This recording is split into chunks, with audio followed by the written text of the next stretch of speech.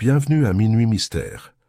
Ce soir, nous entrons dans le monde de Miss Marple dans le dernier thé de Miss Marple et Lady Windermere. Un thé de l'après-midi devient fatal, une tasse en argent murmure des secrets, et la confiance elle-même est empoisonnée. Écoutez-vous votre musique tard le soir ou en prenant votre thé le matin? Dites-le nous ci-dessous. Maintenant, versez-vous quelque chose de chaud et laissez le mystère commencer. Les roses du jardin de Lady Windermere avaient atteint leur apogée en cet après-midi de juillet, leur parfum se mêlant à celui de l'herbe fraîchement coupée et à la légère note acidulée des sandwichs au concombre. St. Mary Mead, ce petit village apparemment sans histoire, bourdonnait d'impatience. Lady Windermere, fraîchement rentrée d'un hiver passé dans le sud de la France, avait invité la moitié du comté à prendre le thé, et ses réceptions étaient toujours ponctuées d'une touche de suspense. Miss Marple, assise dans un fauteuil en osier sous un parasol rayé, accepta sa tasse de thé avec sa politesse habituelle. Bien qu'elle souriait au bavardage animé de Lady Windermere, son regard bleu pâle allait d'un invité à l'autre, découvrant ici un sourcil levé, là une lèvre pincée. Pour la plupart, il ne s'agissait pour Miss Marple que d'une simple rencontre amicale, l'occasion d'observer les subtilités de la nature humaine. À la table du fond, le colonel Arbuthnot riait aux éclats, tandis que sa femme, raide sur sa chaise, gardait les mains jointes sur ses genoux. Un peu plus loin, la jeune Alice Denham se penchait peut-être un peu trop vers le beau curé, son rire léger mais suffisamment vif pour que son fiancé, Thomas Ridley, s'agite mal à l'aise. Et près de la terrasse, Lady Windermere en personne présidait avec une grâce théâtrale, lançant des commentaires qui frôlaient l'insulte, sans jamais perdre leur charme.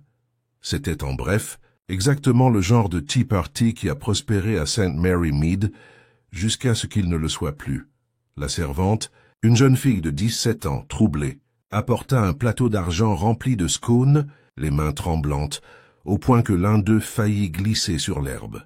Lady Windermere la gronda légèrement, puis éleva la voix pour appeler tout le monde à se rapprocher. « Mes chers amis, j'ai une délicieuse surprise pour vous tous, une sorte d'annonce. » Les invités se penchèrent avides de potin, mais avant que Lady Windermere ne puisse révéler son secret, elle porta soudain une main à sa gorge. Son visage se vida de ses couleurs. Un halètement étranglé s'échappa de ses lèvres. Quel instant d'après, elle s'effondra contre la table aux rideaux de dentelle, la tasse à thé en porcelaine se brisant dans sa chute. Un silence profond et terrible s'abattit sur le jardin. Le rire du colonel s'éteignit en plein essor, le rire d'Alice se figea dans sa gorge, et le curé laissa tomber son assiette avec fracas. Pendant un instant suspendu, tout sembla irréel. Puis vint le premier cri strident de madame Arbuthnot, suivi d'un afflux de voix paniquées. « Allez chercher le docteur !» cria quelqu'un. « Mon Dieu, elle s'est évanouie !» s'écria un autre.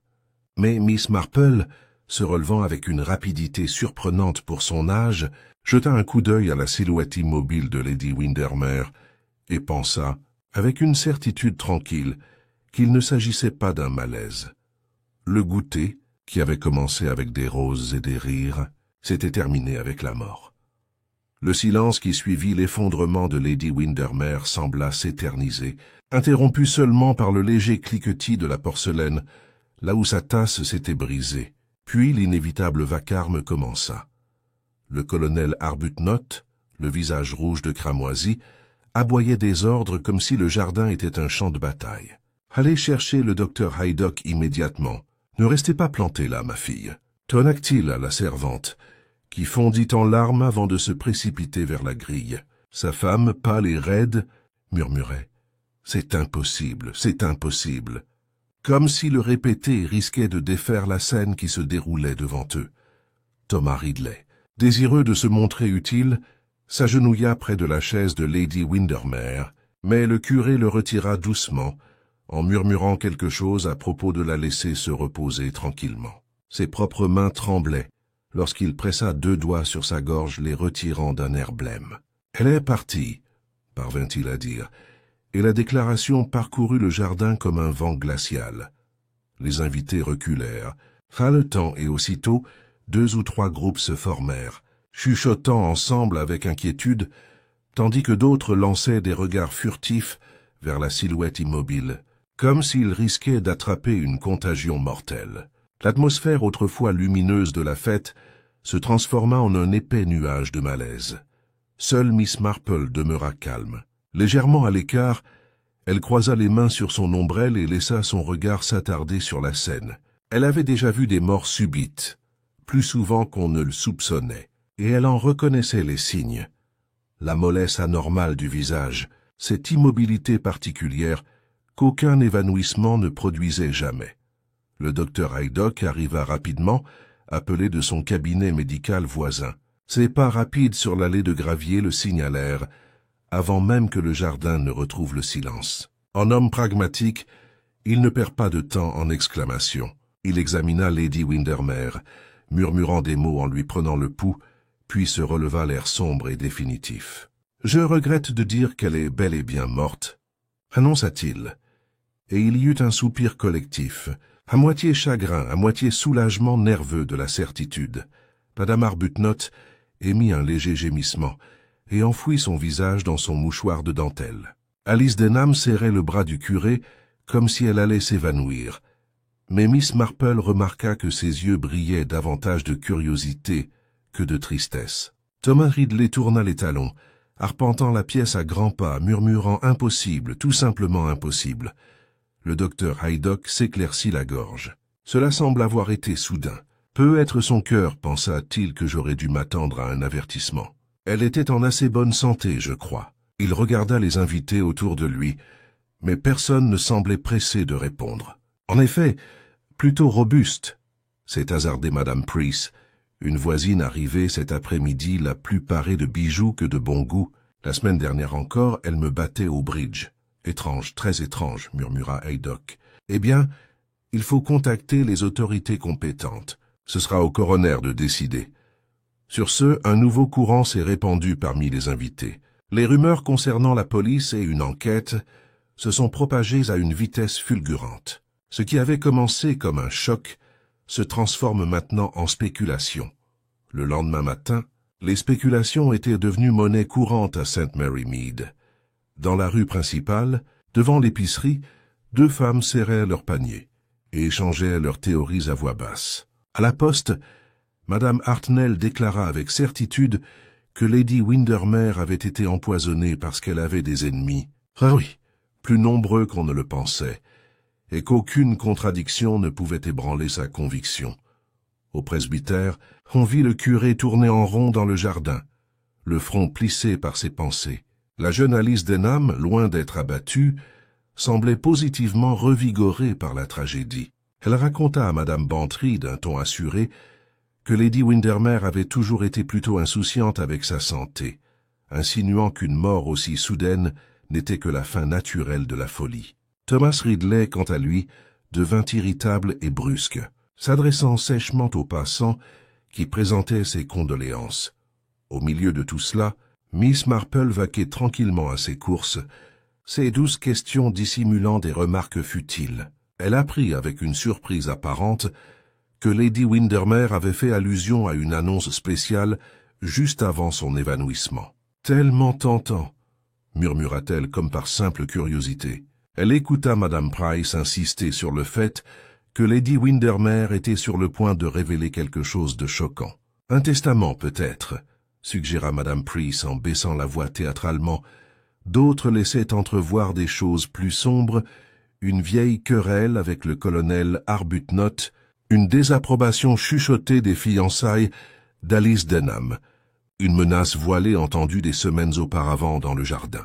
Chaque histoire prenait de l'ampleur au fil de sa progression, brodée par chaque narrateur, jusqu'à ce que le village entier vibre d'intrigue.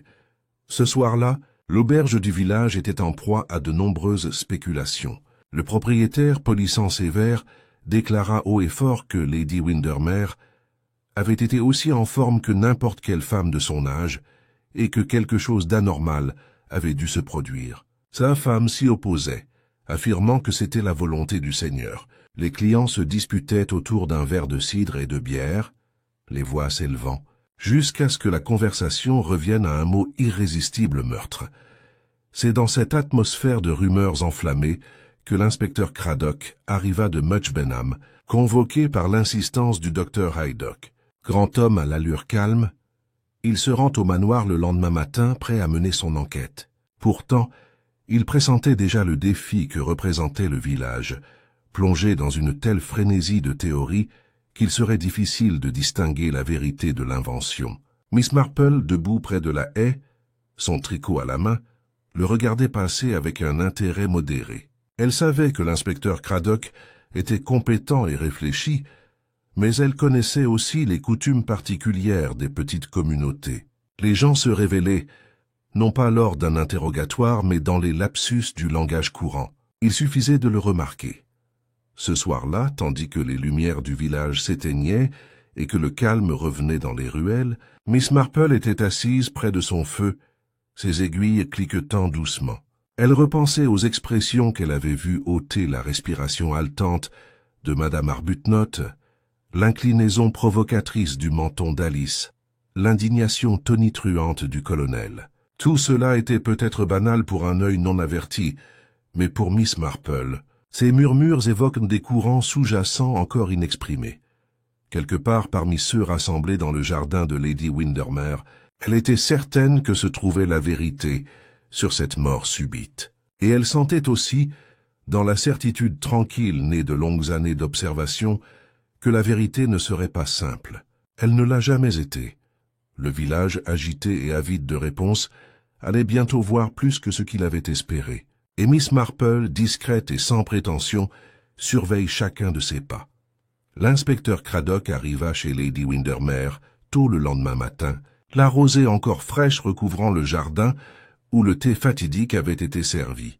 Il avait l'air vif, quoique son attitude fût digne de la circonstance. Il s'arrêta au seuil du salon, désormais si silencieux comparé à l'agitation de l'après-midi précédent. La nappe en dentelle était restée sur la table, tachée là où la tasse s'était brisée, et un léger parfum de rose flottait encore dans l'air. Pourtant, la joie avait disparu, remplacée par une solennité muette. Le docteur Haydock attendait, un homme dont le sens pratique, aiguisé par une longue expérience de la maladie et de la mort, avait été affiné. « Bonjour, inspecteur. Je ne vais pas m'étendre. La disparition de Lady Windermere n'est pas ce que je qualifierais de naturel. Trop soudaine, trop complète. À mon avis, il faudrait y regarder de plus près. » Craddock inclina la tête. « Vous suspectez un acte criminel? Je ne peux pas le prouver, admet Haydock, mais je ne le rejetterai pas non plus. J'ai vu des insuffisances cardiaques soudaines. Oui, mais elle était robuste, sans aucun signe de fragilité. Et puis il y a la question de l'annonce qu'elle comptait faire. On meurt rarement dans de tels moments par pur hasard. » L'inspecteur a pris note de ce qui se passait dans son carnet. Nous procédons donc avec prudence. En milieu de matinée, la maisonnée était réunie pour l'interrogatoire préliminaire. Le majordome de Lady Windermere, M. Phelps, grand et austère, témoigna d'un air de dignité blessée. « Madame était de bonne humeur hier matin, monsieur. Elle mentionna un sujet important qu'elle souhaitait aborder après le thé. J'ignore de quoi il s'agissait, et elle ne donna aucun détail. Elle dîna légèrement, prit son thé comme à son habitude, et ne manifesta aucun signe de détresse jusqu'à ce qu'il s'interrompe en s'éclaircissant la gorge. La servante, Lily, était à côté d'une petite fille effrayée, les mains constamment crispées sur son tablier. « Je n'ai apporté que le plateau, monsieur. Madame m'a grondé pour l'avoir presque laissé tomber. Je jure que je n'ai touché à rien d'autre. Les tasses, elles étaient déjà prêtes, monsieur, disposées comme il se doit par Madame Hargreaves de la cuisine. J'en ai fait qu'obéir. » Craddock la rassura gentiment, même s'il remarqua ses paroles. Puis vint Madame Hargreaves en personne, une femme corpulente à la mâchoire ferme. Elle insista sur le fait que tout avait été préparé comme d'habitude. Farine, sucre, beurre, pareil, je vous le jure. Rien de fâcheux dans cette cuisine, inspecteur. Les déclarations officielles terminées, Craddock reporta son attention sur les invités présents. Le colonel Arbuthnot entra dans la pièce avec son air habituel, saluant l'inspecteur comme s'il était à la parade. « Affaire épouvantable, monsieur. Choquante. Mais gardons-nous de tirer des conclusions hâtives. La dame était de constitution fragile. J'en suis certain, même si elle en a fait preuve avec courage. Ce sont des choses qui arrivent. Son épouse, assise raide à côté de lui, murmura son assentiment, mais ne soutint pas le regard de l'inspecteur. La jeune Alice Denham et Thomas Ridley se rapprochèrent, malgré la tension évidente entre eux. Alice, les yeux brillants, parla avec enthousiasme. « C'était effrayant, inspecteur. » Elle s'effondra sans prévenir. Un instant, elle était sur le point de nous dire quelque chose. Et l'instant d'après, vous avez vu la suite. C'était sûrement naturel, non? Elle prononça ces derniers mots d'une voix qui sonnait plus optimiste que convaincue. Thomas, inquiet, la contredit presque aussitôt. Absurde. Lady Windermere était forte comme un bœuf. Quel que soit le hasard qui l'avait abattue, ce n'était pas un hasard. Je n'hésite pas à dire qu'elle me donnait l'impression d'avoir été empoisonnée. Sa déclaration fit halter Alice, dont la main se crispa sur son bras en signe de protestation. Craddock nota leurs déclarations sans les commenter, même si son regard s'attarda sur eux. Il avait déjà appris que les émotions fortes étaient souvent la clé de vérité cachée. Le curé, M. Lansing, fut le dernier. Sa voix était douce, presque désolée. Je crains de ne pouvoir rien ajouter. Lady Windermere semblait en pleine forme, jusqu'à ce qu'elle ne le soit plus. J'ai d'abord cru à un malaise, mais lorsque j'ai touché son pouls, non, c'était la mort. Quant à la cause, je ne peux pas spéculer.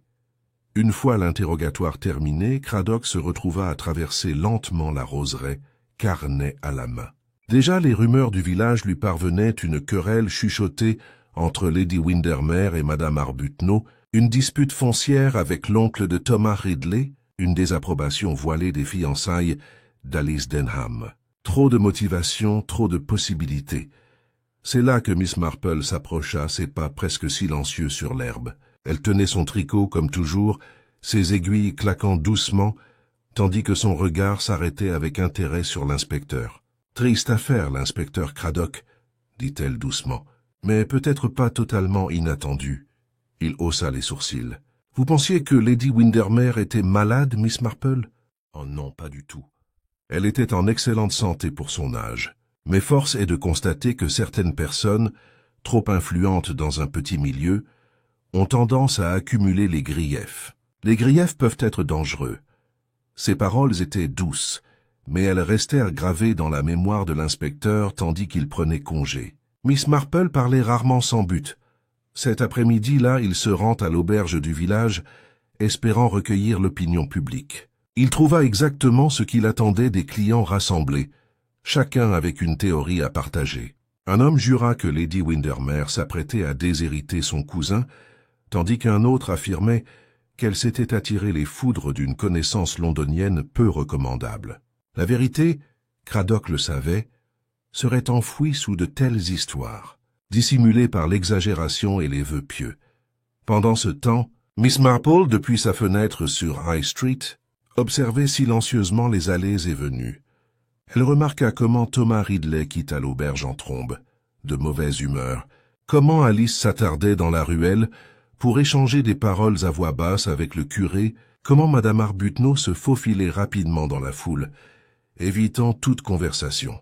Plus tard, lorsque le soir tomba et que le village retrouva son silence inquiétant, Miss Marple resta assise, son tricot posé, repensant aux détails que d'autres avaient négligés. Elle se souvint des mains tremblantes de la servante, des protestations excessives du colonel, de la douceur apparemment trop mesurée du curé.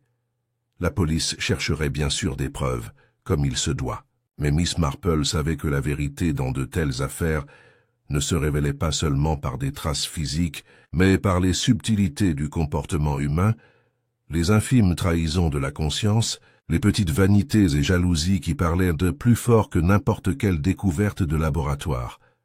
Et dans le cas du dernier thé de Lady Windermere, elle était certaine que, quelque part au milieu de la dentelle, des roses et des conversations polies, un indice, petit mais révélateur, s'était déjà présenté. Elle l'avait remarqué.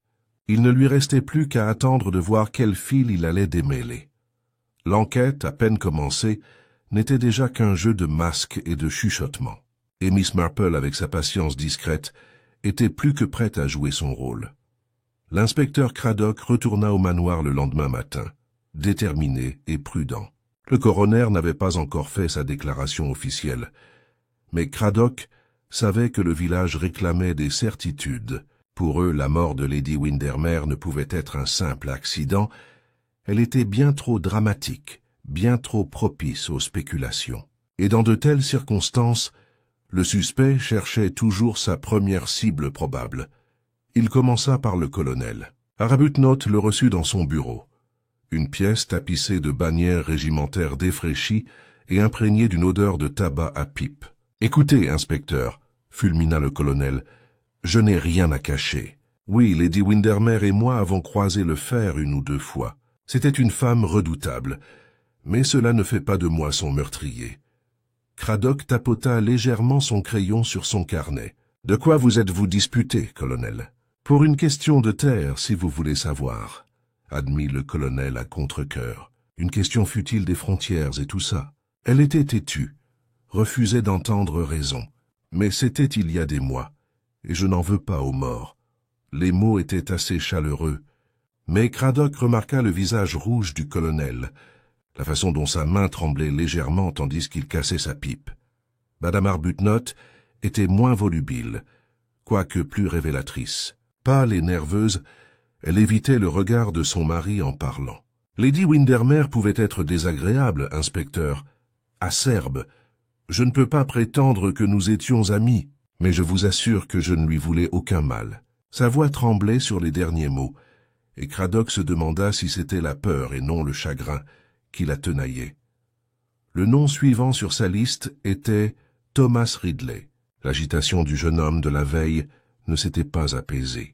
Qu'il entra dans la bibliothèque où Craddock l'attendait, la mâchoire serrée d'indignation. « Vous pensez que j'y suis pour quelque chose ? Absurde. Mais je peux vous dire que quelqu'un y est pour quelque chose. Elle a été empoisonnée, j'en suis sûr. Elle n'a jamais touché à rien avant ce thé. C'est là que c'est arrivé. »« Vous semblez certain, » observa Craddock. « Bien sûr que oui. J'ai vu son expression, inspecteur. Ce n'était pas un malaise, c'était de la douleur. Une douleur soudaine et violente. Je vous le dis, elle a été empoisonnée. » Craddock le regarda fixement. « Et connaissez-vous quelqu'un qui pourrait lui vouloir du mal ?» Thomas hésita, puis laissa échapper un rire sinistre. La moitié du comté, à mon avis. Lady Windermere avait le don de se faire des ennemis, mais n'allez pas croire que je sois concerné. Elle a peut-être désapprouvé mes fiançailles, mais je ne m'abaisse pas à de tels actes. Alice Denham, appelée après lui, offrait un tableau bien différent. Elle était assise avec grâce sur sa chaise, les mains jointes sur les genoux, et parlait avec une franchise enthousiaste. J'adorais Lady Windermere, inspecteur. Elle était toujours si gentille avec moi. On dit des choses horribles, mais elle avait un cœur généreux. Je ne peux pas imaginer que quiconque puisse souhaiter sa mort. Pourtant, Craddock remarqua comment ses yeux se tournèrent vers la porte par laquelle Thomas était sorti, et comment elle se mordit la lèvre, comme pour réprimer une pensée non exprimée. Le curé, M. Lansing, fut interrogé une fois de plus, mais ses réponses furent aussi douces et vagues que la première fois. Il exprime tristesse, sympathie et perplexité, mais guère plus. Craddock lui laissa l'impression d'un homme qui en savait plus qu'il n'osait le dire. À midi, Craddock en avait assez pour attirer ses premiers soupçons. Le colonel Arbuthnot et Thomas Ridley, de leur propre aveu, s'étaient disputés avec Lady Windermere. La nervosité de Madame Arbuthnot laissait deviner un grief caché. Les protestations d'Alice Denham semblaient un peu trop vives. N'importe lequel d'entre eux pouvait être le coupable, ou aucun. L'inspecteur n'était pas enclin à des conclusions hâtives, mais le village durcissait déjà ses propres verdicts. Chez l'épicier, Madame Hartnell déclara avec assurance que le colonel avait glissé quelque chose dans le thé de Lady Windermere. Chez la couturière, une autre cliente murmura que l'humeur de Thomas Ridley causerait sa perte. Le nom d'Alice, lui aussi, circula au sujet d'une jeune fille intrigante en quête de fortune. Les rumeurs se répandirent comme une masse, s'enroulant de plus en plus autour d'elle. Pendant ce temps, Miss Marple était assise tranquillement dans son salon, recevant les dernières nouvelles de Madame Price, qui débarquait sans y être invitée avec un panier d'œufs. « Croyez-moi, Jane, c'était Ridley. Il était toujours têtu, et Lady Windermere n'approuva jamais son choix. Ce genre de ressentiment est tenace, vous savez. Miss Marple hocha doucement la tête, ses aiguilles claquant. En effet, le ressentiment peut être très dangereux. Mais parfois, ma chère Madame Price, celui qui en veut le plus n'est pas celui qu'on attend. Sa compagne fronça les sourcils, hésitant à acquiescer, puis se lança dans de nouvelles spéculations. Miss Marple écoutait, tout en repensant à la scène du thé. Le rire du colonel, le gloussement anxieux d'Alice, l'immobilité de Madame Arbuthnot, les regards inquiets de Thomas. Chacun lui disait quelque chose, mais peut-être pas ce que la police verrait. Cet après-midi-là, Craddock retourna voir le docteur Haydock avec son dossier de notes qui s'allongeait. Le médecin l'écouta attentivement puis dit « Il vous faudra des preuves, inspecteur, pas seulement des soupçons. S'il s'agissait de poison, l'autopsie pourrait nous en apprendre davantage. Mais je vous préviens, les gens de la campagne sont malins. Ils connaissent les herbes, les plantes, les choses qui laissent peu de traces. » Craddock soupira. « Et entre-temps, le village aura jugé et condamné la moitié de ses habitants. »« Justement, » répondit sèchement Haydock, « c'est pourquoi tu dois garder la tête froide. » Peut-être ses yeux brillaient-ils brièvement, prêtant attention à Miss Marple. Elle voit plus que la plupart. L'inspecteur sourit faiblement à ces mots, même s'il avait déjà considéré la perspicacité de la vieille dame.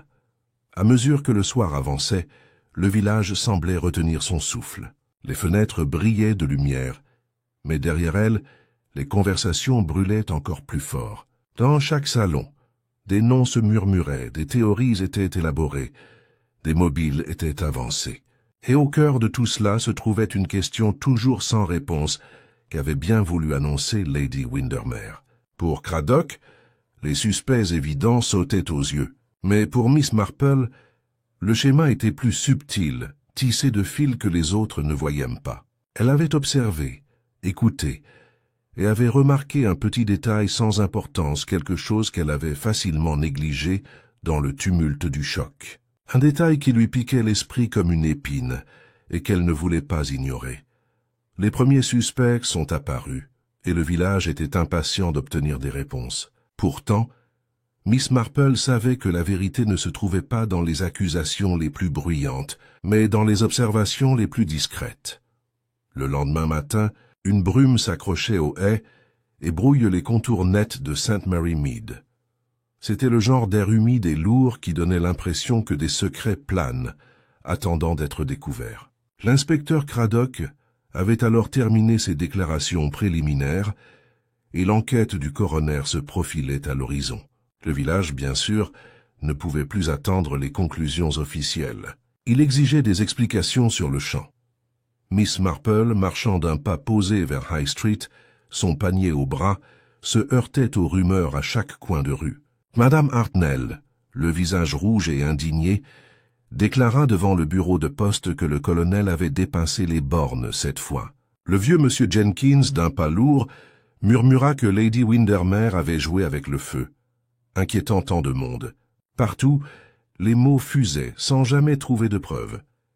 Miss Marple écoutait poliment, mais son esprit était ailleurs, ruminant ce petit détail troublant qu'elle ne pouvait oublier. Il s'était gravé dans sa mémoire pendant le chaos du thé, alors que la plupart étaient trop occupés à crier ou à s'éventer pour le remarquer. Elle avait vu la servante, Lily, trembler en apportant le plateau. Cela n'avait rien d'extraordinaire en soi. Une servante nerveuse n'était pas une anomalie, mais ce qui restait gravé dans la mémoire de Miss Marple, c'était la façon dont la jeune fille avait évité de regarder la tasse de Lady Windermere. Elle avait posé le plateau presque trop vite, le regard fuyant, les joues pâles. Plus tard, alors que la panique s'empare de lui, Lily fondit en larmes. Beaucoup pensaient qu'il est naturel que les servantes pleurent face à une mort subite. Mais Miss Marple avait appris depuis longtemps que la culpabilité et la peur se ressemblent souvent. L'inspecteur, quant à lui, suivait des pistes plus conventionnelles. Il retourna à la cuisine où Madame Hargreaves défendait son domaine avec férocité. « Il n'y avait rien à redire à cette nourriture, inspecteur. Je cuisine pour madame depuis 20 ans. Scones, sandwich et génoise. Ni plus ni moins. S'il y avait du poison, il ne viendrait pas de ma cuisine. Craddock inspecta les bocaux et les boîtes, le nez froncé devant le mélange de farine, d'épices et de cirage. Rien ne lui parut étrange, et pourtant il repartit avec plus de questions que de réponses. Lorsqu'il rencontra Miss Marple plus tard dans la journée, elle était assise devant sa chaumière, tricotant comme si de rien n'était. Il marque une pause, inclinant son chapeau. « Bonjour, Miss Marple. J'imagine que vous avez entendu les dernières nouvelles. Certains villageois pensent que c'était de l'arsenic. » Elle leva les yeux avec douceur. « L'arsenic est très populaire dans les ragots, inspecteur. Il a un son tellement mélodramatique. Mais en réalité, il est très gênant, il laisse des traces. Vous savez, très difficile à utiliser sans être détecté. » Craddock esquissa un sourire ironique. « Tu as toujours le don de démoraliser nos théories les plus passionnantes. Mais dis-moi, as-tu remarqué quelque chose qui t'est semblé étrange? » Ses aiguilles claquaient doucement. « Eh bien, on remarque certaines choses, inspecteur. C'est le genre d'esprit qu'on a, je suppose. Il y avait la servante, par exemple. Un tremblement plus grand que la peur de faire tomber un plateau, j'imagine. Et si je puis me permettre, Lady Windermere elle-même. Elle leva sa tasse, mais sans jamais la boire complètement avant de s'effondrer. On pourrait presque dire qu'elle était morte d'anticipation, et non à cause de lui. » Craddock fronça les sourcils. « Alors tu crois que poisonifile y avait du poison? Il n'y en avait peut-être pas dans le thé. »« Oh, je n'ai jamais dit ça, » répondit doucement Miss Marple. « Mais il est toujours utile de réfléchir à ce que chacun suppose, puis d'imaginer le contraire. » L'inspecteur s'éloigna pensif. Il avait appris à respecter les observations énigmatiques de la vieille dame, même si elles le menèrent souvent sur des chemins inattendus. Cet après-midi-là, il interroge à nouveau Lily. Les réponses de la jeune fille étaient hésitantes, les yeux baissés. Elle affirmait avoir simplement porté le plateau, que Madame Hargreaves avait disposé les tasses. Pourtant, sous les questions insistantes de Craddock, son sang-froid vacilla. « Elle m'a dit de ne pas en parler », lâcha soudainement Lily, puis se mordit la lèvre. « Qui vous l'a dit ?» insista Craddock. « Je ne peux pas le dire, monsieur. J'ai promis. Il a fallu un peu de persuasion, mais la jeune fille, effrayée, a finalement admis que Lady Windermere lui avait fait une confidence une semaine auparavant. Elle a dit qu'il y aurait une annonce, monsieur. Quelque chose de très important au thé. Elle m'a dit que je devais être présente, que je devais aller chercher le plateau moi-même. Mais je ne sais pas pourquoi. Vraiment, je ne sais pas. » Craddock se renversa en arrière, surpris. Pourquoi Lady Windermere insistait-elle pour la présence d'une servante tremblante à un tel moment? Cette révélation donnait à l'affaire une toute nouvelle dimension. Miss Marple, lorsqu'elle l'apprit plus tard par son discret réseau d'informateurs, pinça les lèvres. « Comme Lady Windermere, murmura-t-elle, toujours théâtrale, toujours en train d'arranger sa scène. Mais que révélait, je me le demande, cette représentation? Ce soir-là, tandis que la brume s'épaississait à nouveau sur le village, Miss Marple, assise près de son feu, se remémorait les moindres détails, le regard détourné de la servante, le déni tonitruant du colonel, l'éclat anxieux d'Alice, la pâleur et la rigidité de Madame Arbuthnot, et surtout la main de Lady Windermere sur sa gorge avant même qu'elle ne goûte son thé. C'était un indice si infime qu'il était invisible pour la plupart, mais pour Miss Marple, il brillait comme un fil écarlate sur un tissu blanc. Il lui disait que, quelle que soit la cause de la mort de Lady Windermere, ce n'était pas un simple hasard, ni un poison évident glissé dans une coupe. Non, la vérité était plus subtile, dissimulée dans l'enchevêtrement de la folie et du ressentiment humain. La liste des suspects de l'inspecteur restait la même, mais le regard de Miss Marple avait légèrement bougé. Le tremblement de la servante, le geste inachevé de la tasse de Lady Windermere, l'étrange insistance à vouloir un témoin, tout cela laissait entrevoir un plan plus profond. Le village continuait d'échanger des rumeurs dans la boutique et à l'auberge, leurs théories devenant de plus en plus élaborées. Mais Miss Marple, à sa manière discrète, suivait déjà une autre voie, guidée par un indice si caché que personne d'autre ne l'avait vu. La brume de la veille s'était dissipée, laissant St. Mary Mead baigné d'un soleil presque joyeux, comme si le village était déterminé à croire à l'ombre de la tragédie. Mais sous cette clarté, l'atmosphère s'était chargée.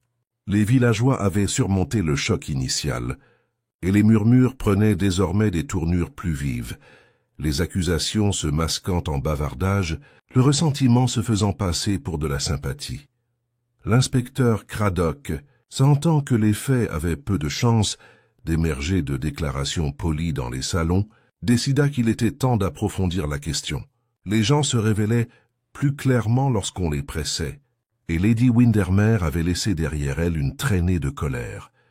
Il commença par la maison des Arbuthnot, où le colonel le reçut avec son habituelle véhémence. « Vraiment, inspecteur, je dois protester contre ces interrogatoires répétés.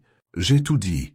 Ma femme et moi sommes innocents. » Dame Arbuthnot, assise rigidement sur sa chaise, jetait un coup d'œil à son mari mais ne parlait pas. Ses mains pâles se tordaient sur ses genoux, trahissant son malaise. Craddock la fixait d'un regard fixe. « Madame, j'ai cru comprendre que Lady Windermere avait fait certaines remarques sur votre conduite lors d'une réunion du comité de charité le mois dernier. » Le colonel s'est emporté aussitôt. « Des calomnies !»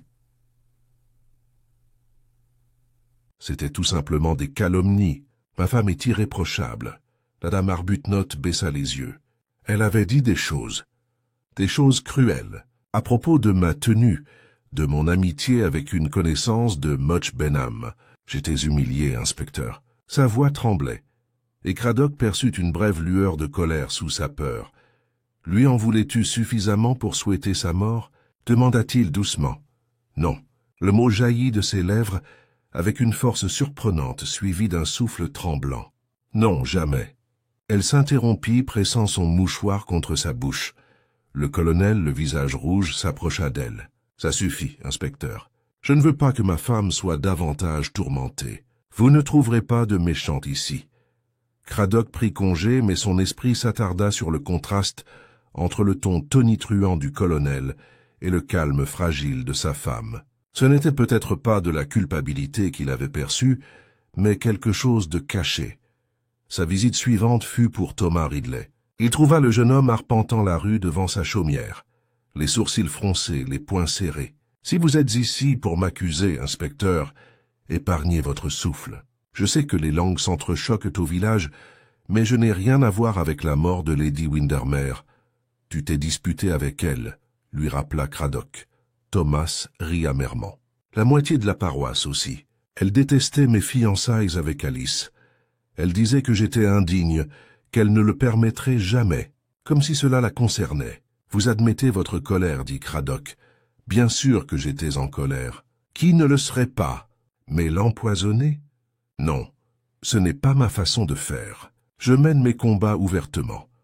Tandis que Thomas parlait, Craddock remarqua son énergie débordante, ses accès de colère. Un homme pareil pouvait agir avec imprudence, même si cela restait à déterminer si c'était par la violence ou par de simples paroles. Alice Denham elle-même reçut l'inspecteur avec un air de douceur posée. Elle était assise dans son petit salon, rideau de dentelle tiré, un vase de marguerites fraîches sur la table. « Oh, inspecteur, c'est vraiment affreux. Pauvre Lady Windermere, elle était comme une grand-mère pour moi. Pourtant, elle s'est opposée à vos fiançailles, » dit Craddock d'un ton neutre. Le sourire d'Alice s'estompa. Elle était bien intentionnée. Elle trouvait Thomas inadapté, mais elle se trompait, bien sûr. L'amour ne s'interdit pas. Ses yeux brillaient de sérieux, mais Craddock décelait une certaine lucidité sous ses mots. Une jeune fille engagée dans une lutte pour son avenir pourrait bien considérer la mort soudaine d'un adversaire comme opportune, aussi triste fût-elle. Cet après-midi-là, au presbytère, une nouvelle couche de secret apparut. Le vicaire, M. Lansing, accueillit Craddock avec un malaise visible. « Je ne sais pas quoi dire, inspecteur. Je n'ai pas l'habitude de me mêler des affaires du monde. »« Et pourtant, répondit Craddock, vous étiez présent lors de l'effondrement de Lady Windermere. Vous avez dû observer quelque chose. » Le regard de Lansing vacilla. Elle semblait seulement troublée. J'avais l'impression qu'elle était accablée par un problème de conscience. Elle laissait entendre qu'elle souhaitait arranger quelque chose. Quel genre de matière? Je ne saurais le dire. Elle n'a parlé qu'en passant, et je ne voudrais pas présumer. Mais elle m'a interrogé. il y a 15 jours, sur le péché de faux témoignages. Elle semblait préoccupée. Cette révélation surprend Craddock.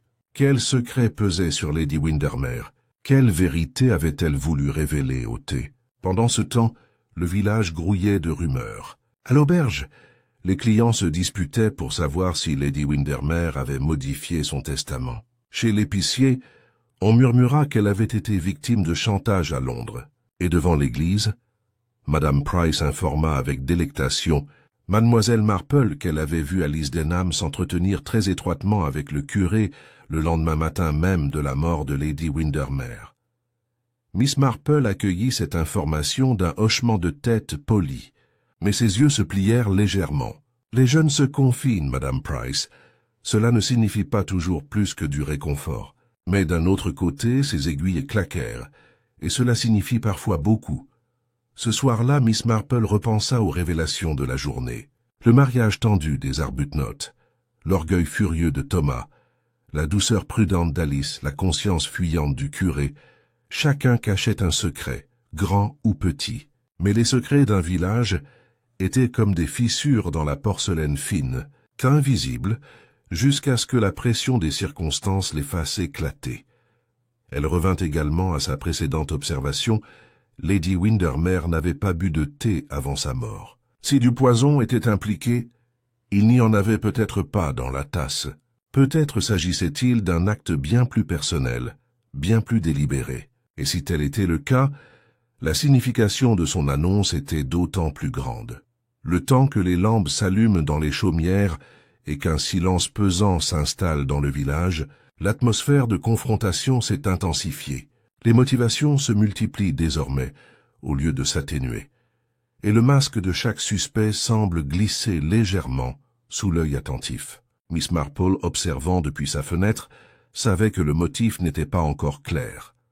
Mais les fils se resserrent et bientôt, inévitablement, ils se rejoindraient. Le lendemain de la dernière enquête de l'inspecteur Craddock, le matin s'annonça avec une sérénité trompeuse. Le soleil se leva sur St. Mary Mead, dorant les toits et le clocher de l'église d'une douce lumière. Pourtant, sous ce calme extérieur, la tension s'accentue d'heure en heure. Les villageois s'agitaient, les théories poussant comme des mauvaises herbes, toutes plus dramatiques les unes que les autres. Miss Marple, disposant tranquillement ses roses dans un pichet en porcelaine, sentait l'attente monter. Sa longue expérience lui avait appris que lorsque la suspicion atteignait un tel degré, quelque chose de nouveau, souvent de surprenant, était inévitable. Elle n'avait pas tort. Au milieu de la matinée, la nouvelle s'est répandue comme une traînée de poudre dans les rues. Un autre incident avait eu lieu. La servante Lily avait été retrouvée évanouie dans l'arrière-cuisine de la maison des Windermere, terrassée par un verre d'eau.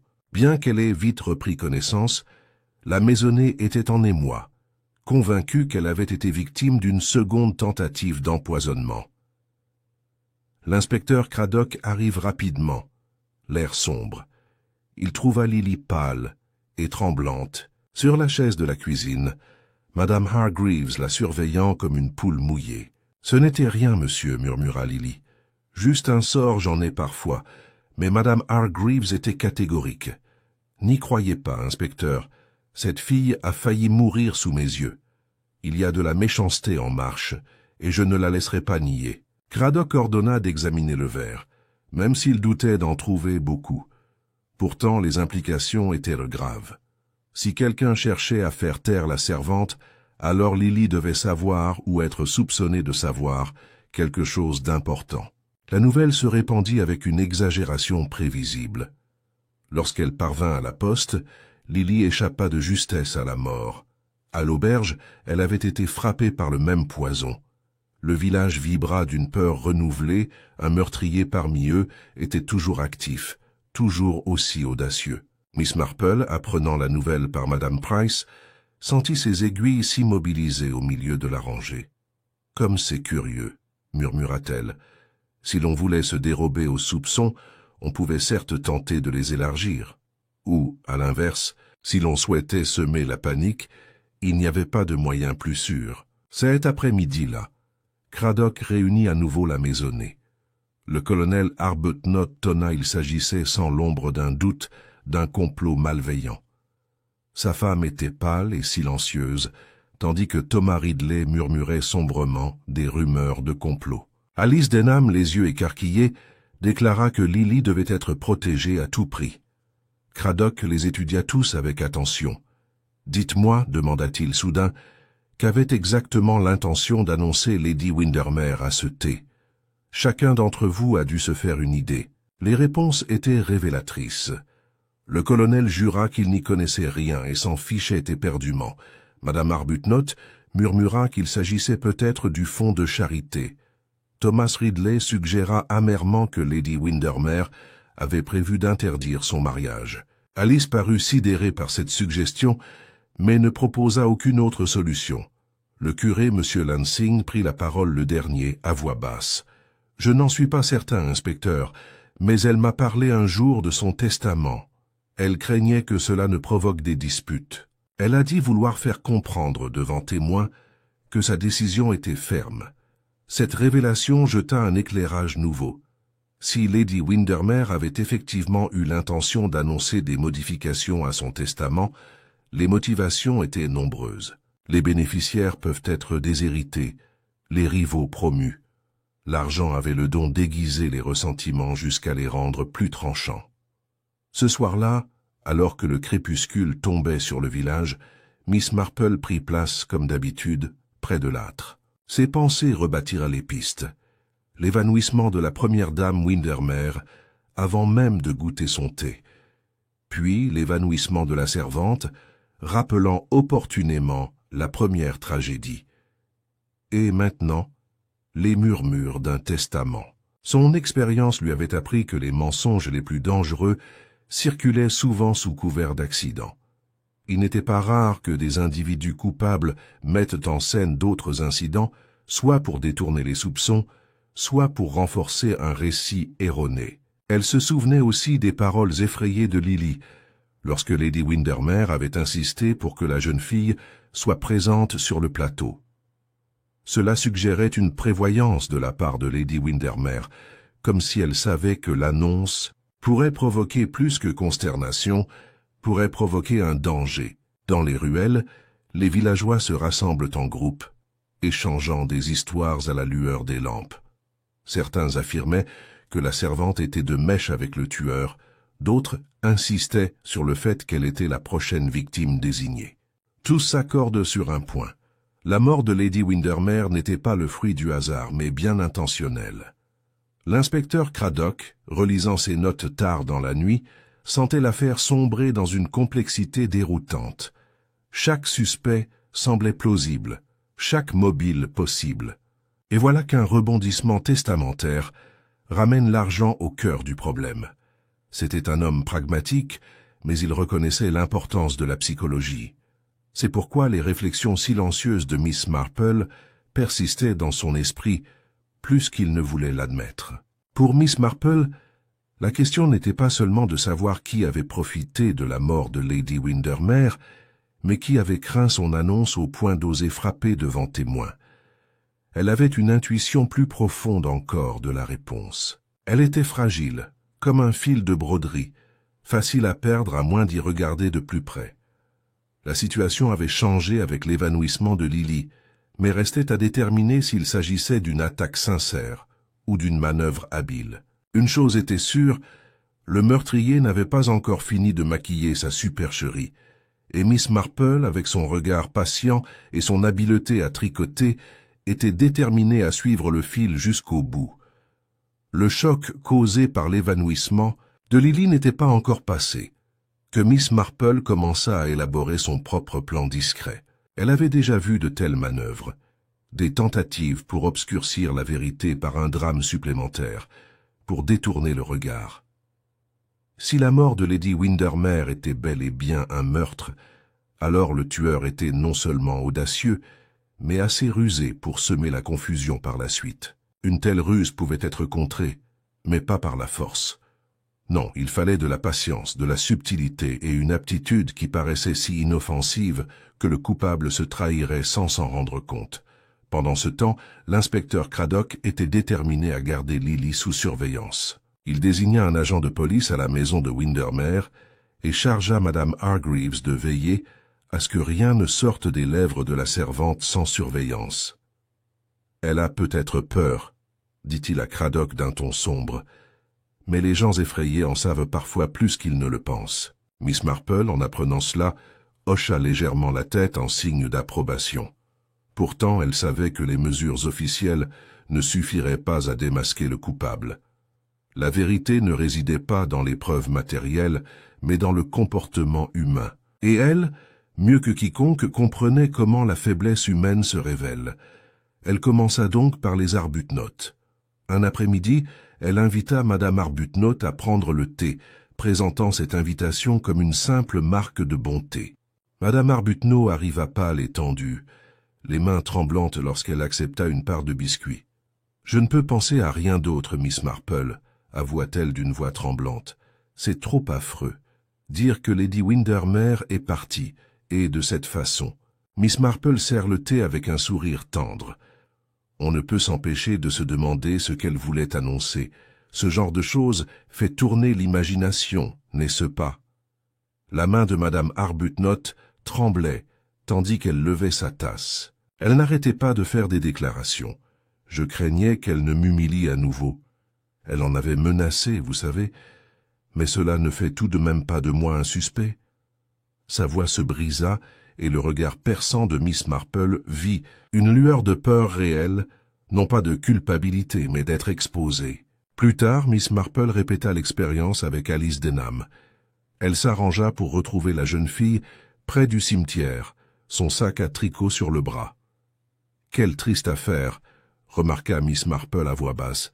« Mais je suppose qu'il faut considérer le côté pratique. Si Lady Windermere avait l'intention de modifier son testament, cela pourrait affecter beaucoup de gens. » Alice sursauta visiblement, puis força un rire éclatant. « Oh, sûrement pas moi, Miss Marple.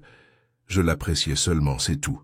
Quel que soit son testament, cela ne me concerne pas. » Mais le regard de la jeune fille se porta avec inquiétude vers le chemin où se trouvait la maison de Thomas Ridley, comme si les pensées d'argent et de mariage se mêlaient dans son esprit. Avec Thomas lui-même, Miss Marple adopte une autre tactique. Elle le trouva rôdant devant l'auberge, toujours aussi irascible. « C'est terrible, dit-elle de son ton le plus doux, de voir un mariage assombri par une telle tragédie.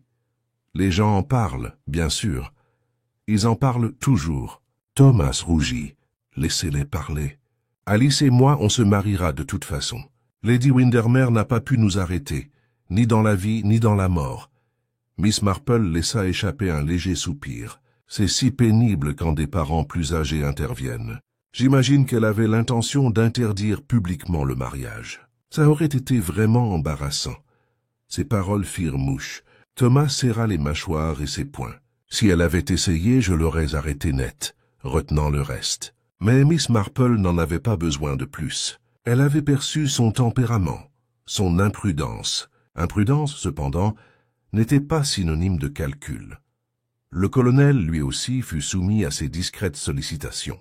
Le croisant dans le chemin, elle remarqua les rosiers, se rappelant la splendeur de ceux de Lady Windermere. Tant de variété, colonel. J'ose dire qu'elle y avait dépensé une fortune. Le colonel grogna. Trop, à mon avis. Toujours à gaspiller de l'argent pour des broutilles. Elle n'avait aucun sens des proportions. Ses fanfaronnades étaient toujours aussi vigoureuses, mais Miss Marple n'y décelait que de l'irritation, pas la peur aiguë d'un homme coupable.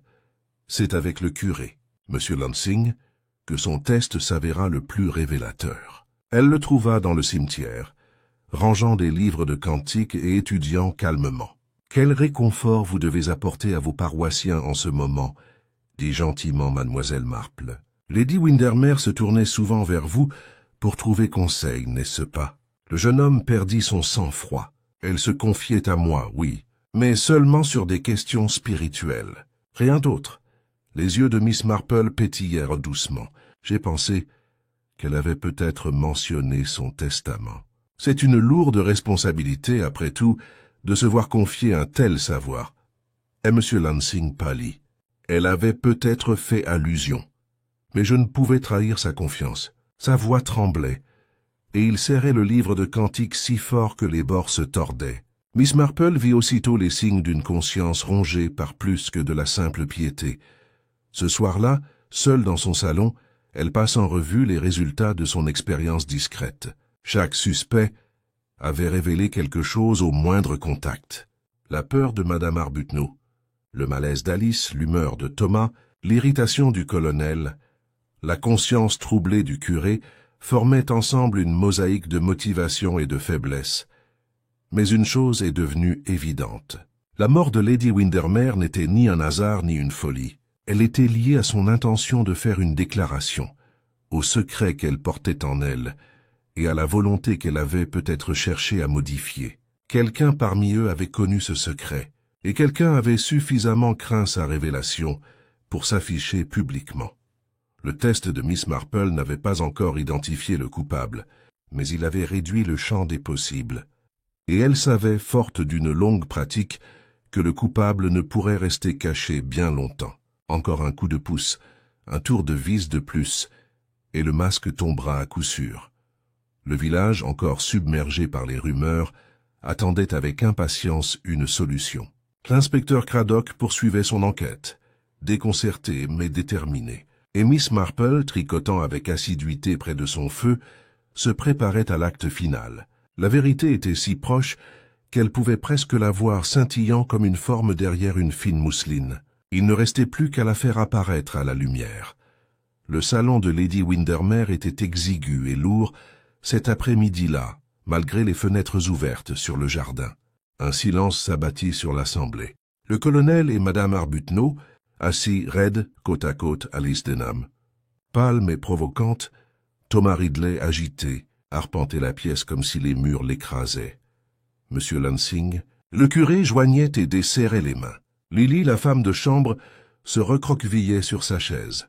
L'inspecteur Craddock debout, une liasse de billets à la main. Au milieu d'elle était assise Miss Marple, sereine comme toujours, son tricot sur les genoux. Elle ne ressemblait à rien de plus qu'une vieille dame inoffensive, profitant de ses loisirs. Et pourtant c'était elle qui avait demandé qu'ils soient tous réunis. Craddock avait accepté, quoique avec un certain scepticisme.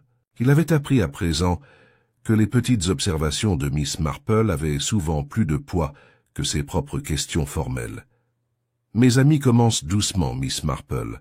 Nous sommes ici parce que la mort de la pauvre Lady Windermere ne peut rester un mystère. L'inspecteur Craddock a rassemblé des faits. Mais les faits, je le constate toujours, peuvent être trompeurs si l'on n'observe pas le comportement des gens.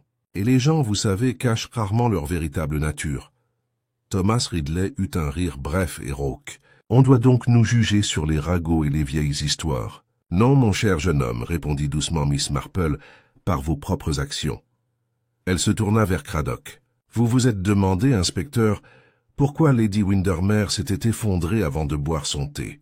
C'est, je crois, le détail le plus significatif. Tout le monde pensait que le poison était dans la tasse, mais en vérité c'était impossible. » La pièce s'agita avec inquiétude. Alice haleta. « Alors comment ?» ?»« C'était autre chose, dit Miss Marple. Quelque chose qu'elle avait déjà pris avant l'annonce. Vous vous souvenez peut-être qu'elle portait la main à sa gorge, comme brûlée. Ce n'était pas un geste d'évanouissement, mais une brûlure soudaine.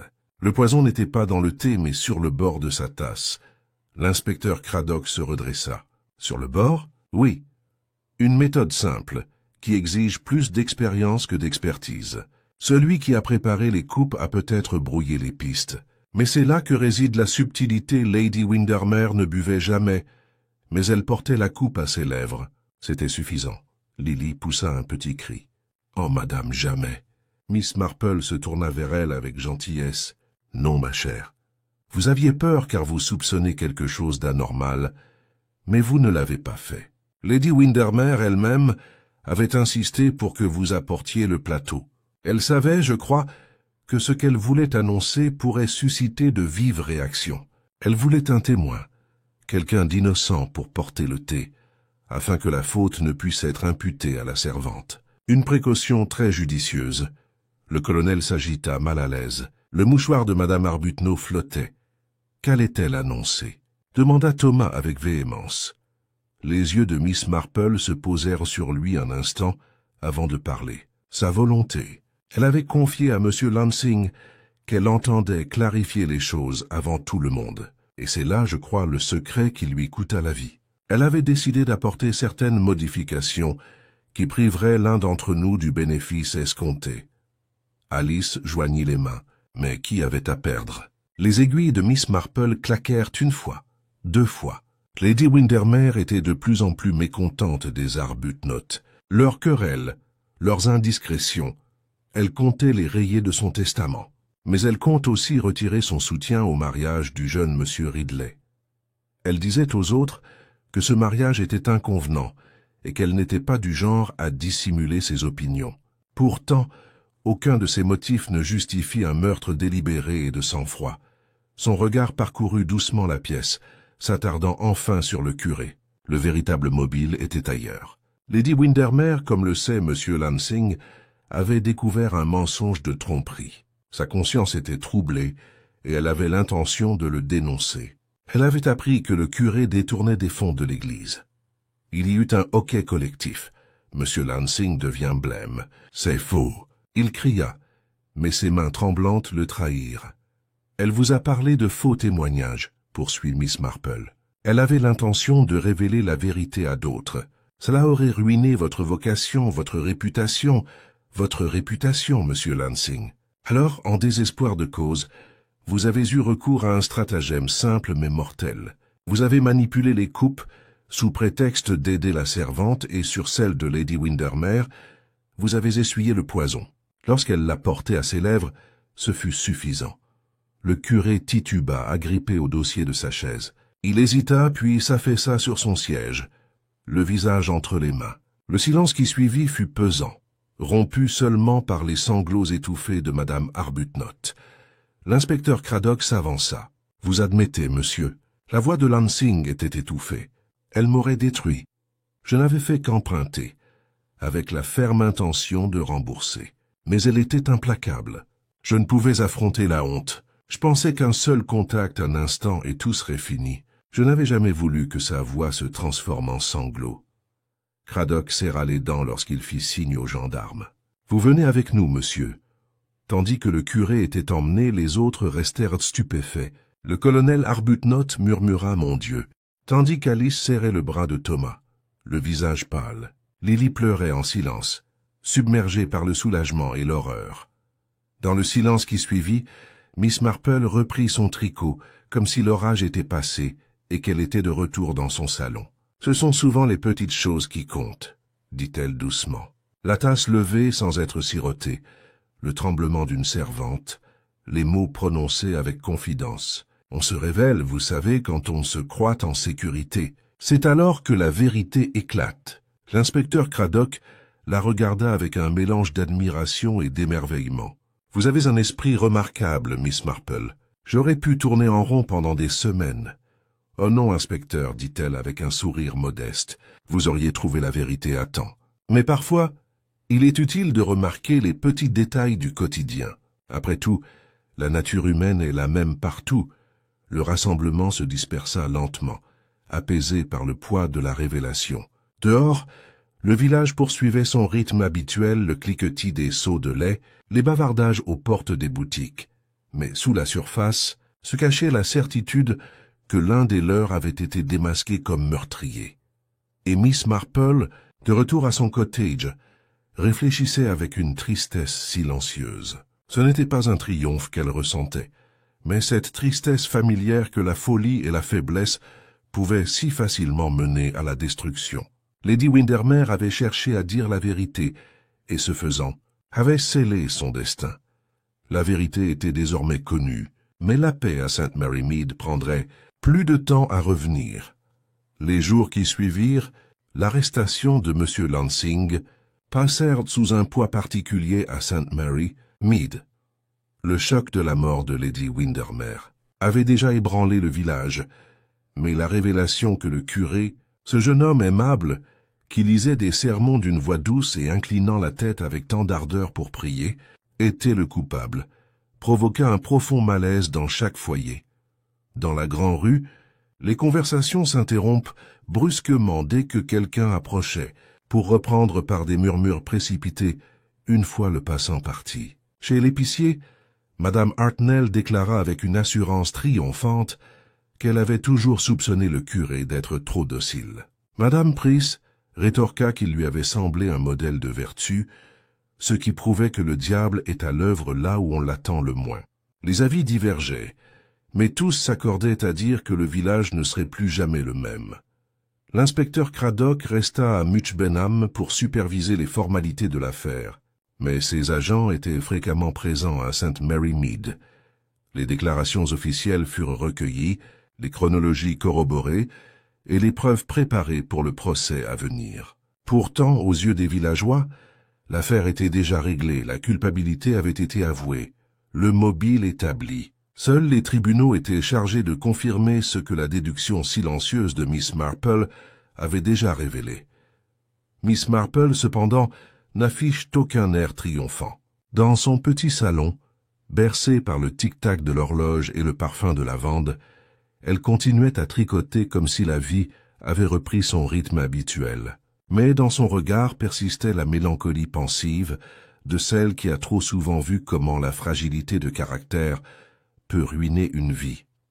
Un après-midi, Madame Bantry lui rendit visite et s'installa lourdement dans le fauteuil en soupirant. « Jane, je n'arrive pas à me réconcilier avec lui. Ce gentil jeune homme, un voleur et pire encore, un meurtrier. Ça glace le sang. » Miss Marple versa doucement le thé. « C'est triste, Dolly, mais je l'ai déjà vu. Le mal ne s'accompagne pas toujours d'un regard noir et d'un poignard. Il se cache le plus souvent derrière les bonnes manières et un sourire aimable. La tentation était trop forte, et lorsque Lady Windermere voulut révéler la vérité, le désespoir l'y poussa. Madame Bantry frissonna, et dire que nous écoutions tous ses sermons. À Pâques dernier, il parlait si magnifiquement de l'honnêteté. Le regard de Miss Marple s'adoucit. Peut-être parlait-il mieux de ce qui lui manquait. C'est souvent le cas. On a souvent tendance à se confesser indirectement, ère qu'on l'écoute. Ailleurs, la vie s'était apaisée. Les Arbuthnot se replièrent sur eux-mêmes. Les fanfaronnades du colonel s'apaisèrent. Les nerfs de sa femme étaient à vif. On parla d'un séjour à l'étranger, loin des regards et des murmures qui leur rappelaient leur proximité avec le scandale. Alice Denham et Thomas Ridley, bien que dissipés de tout soupçon, virent leurs fiançailles altérées par les circonstances. Le rire joyeux d'Alice résonnait moins souvent que la colère de Thomas ne s'échauffait. Ils parlèrent courageusement de leur projet de mariage prochain, mais Miss Marple, les regardant marcher dans le chemin, perçut le malaise sous-jacent à leur proximité. La tragédie a le don de laisser des ombres là où il y avait autrefois du soleil. Quant à Lily, la servante, elle était à la fois plaintive et enviée. Pitié pour sa terreur, enviée pour sa soudaine notoriété dans les contes du village. Partout où elle allait, on lui demandait ce qu'elle avait vu, ce qu'elle avait ressenti, ce que Lady Windermere lui avait dit. Elle se délectait de cette attention, même si Miss Marple soupçonnait qu'avec le temps, la jeune fille tissait sa propre légende des événements de la journée.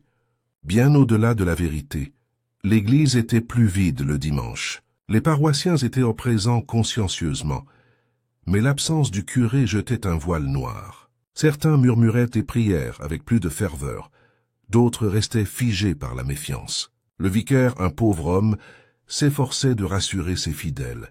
Ses sermons sur le pardon étaient accueillis par un silence glacial, car le village n'avait pas encore trouvé la grâce de pardonner. L'inspecteur Craddock retourne une fois de plus à St. Mary Mead avant l'enquête. Il s'arrêta devant le cottage de Miss Marple, inclinant son chapeau avec un respect sincère. « C'est votre observation qui a permis de résoudre l'affaire, Miss Marple. Le poison sur le bord est remarquable. » Elle secoua doucement la tête. « Rien de remarquable, inspecteur. Il s'agit simplement de remarquer ce que les autres ne remarquent pas. On pense qu'un meurtre doit être grandiose, élaboré. Mais souvent c'est la plus petite chose. Le tremblement d'une main, un mot prononcé à la hâte qui raconte toute l'histoire. » Il la regarda pensivement. « Tu donnes l'impression que c'est simple.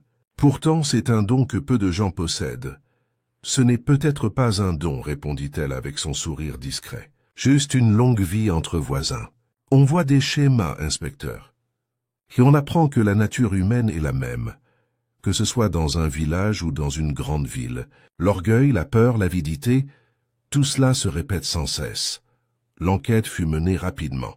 Les preuves furent présentées, les aveux répétés. Un verdict d'homicide volontaire est rendu, et M. Lansing est renvoyé en jugement. Les villageois se pressèrent au tribunal, leur curiosité masquant leur malaise. À la fin, tous rentrèrent chez eux avec la sombre satisfaction de voir la justice progresser. Pourtant, satisfaction et paix sont deux choses différentes. Dans les semaines qui suivirent, le village sembla avoir changé. Les rires à l'auberge étaient plus calmes, les commérages dans la rue principale plus prudents. On aurait dit que Sainte Mary Mead, si habituée à ces petits scandales et à ces indiscrétions, avait entrevu quelque chose de plus sombre et reculé. Un soir, alors que le crépuscule s'épaississait et que les premières étoiles apparaissent, Miss Marple était assise seule près de son feu. Son tricot reposait sur ses genoux, les aiguilles immobiles. Elle pensait à Lady Windermere, impérieuse, théâtrale, mais déterminée à faire ce que sa conscience lui imposait. Cette détermination lui avait coûté la vie, et elle pensait au curé faible, effrayé, anéanti par sa propre folie. Ce n'était pas une grande méchanceté, songea Miss Marple, mais la faiblesse ordinaire de la nature humaine. Un peu de malhonnêteté, un peu de peur de la honte, une tentative désespérée de sauver les apparences. De si petites choses, pourtant réunies, avaient conduit au meurtre. L'horloge sonna doucement. Miss Marple reprit son tricot, les mains fermes, l'air serein. La vie à Sainte Mary Mead reprendrait, comme toujours, son rythme paisible. Pourtant, sous les rosiers et les haies, elle le savait, les cœurs humains continuent de cacher leurs secrets, de tisser leurs petites illusions. Et elle, avec sa douceur et son indifférence, continuerait d'observer, toujours prête à guetter la prochaine vérité qui surgirait derrière le rideau de la vie ordinaire.